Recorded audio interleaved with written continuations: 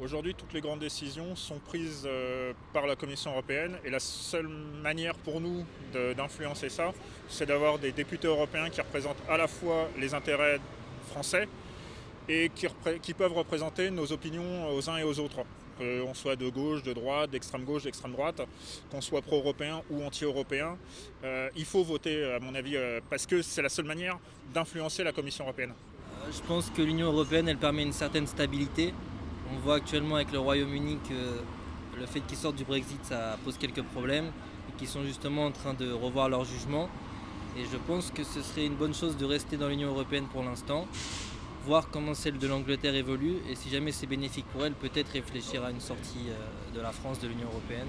On ne peut plus être dans son petit coin, c'est pas possible. Non, non, il faut s'unir. Tous les pays d'Europe, par contre, on a fait l'Europe trop rapidement. On a pris trop de pays en même temps.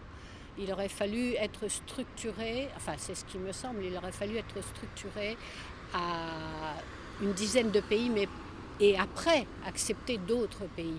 Mais on a tout fait trop vite. Il faut penser l'Europe de façon différente.